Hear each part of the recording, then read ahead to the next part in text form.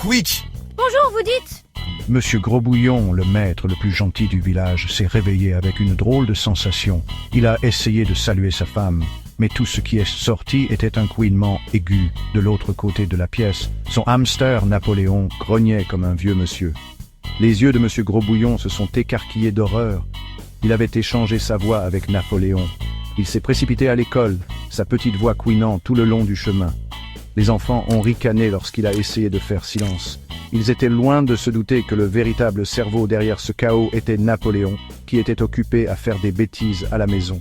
Il grignotait des fils électriques, déchiquetait des documents importants, et essayait même d'écrire une lettre de protestation au conseil d'école, tout en grognant avec la voix de Monsieur Grosbouillon.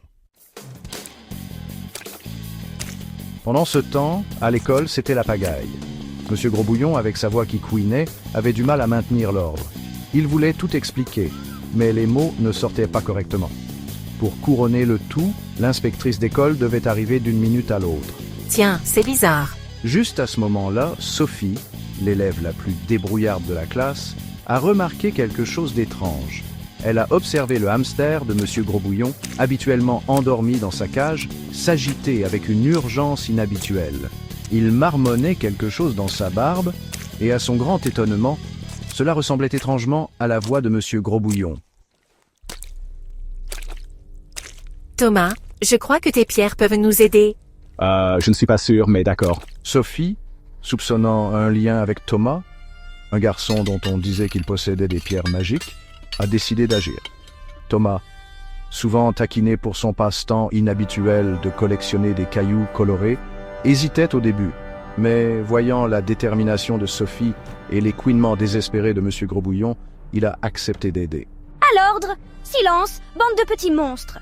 Ils se sont faufilés hors de la classe, la voix grognante du hamster résonnant derrière eux. Sophie, se souvenant que Thomas prétendait que ses pierres réagissaient aux événements inhabituels, les a tenus près de la cage du hamster. Soudain, l'une des pierres, une pierre jaune vif, a commencé à briller.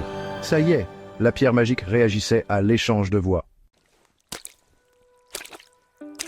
Je souhaite que Monsieur Grosbouillon et Napoléon retrouvent leur propre voix. Tenant la pierre brillante, Sophie a fait un vœu. À ce moment précis, un grand « pop » a retenti dans la classe, suivi d'un silence étrange. Alors les enfants, c'est quoi tout ce remue-ménage? Puis, la voix de Monsieur Grosbouillon a tonné. L'inspectrice d'école, arrivant au milieu du calme soudain, n'y a vu que du feu. Elle a vu une classe sage et un maître gentil.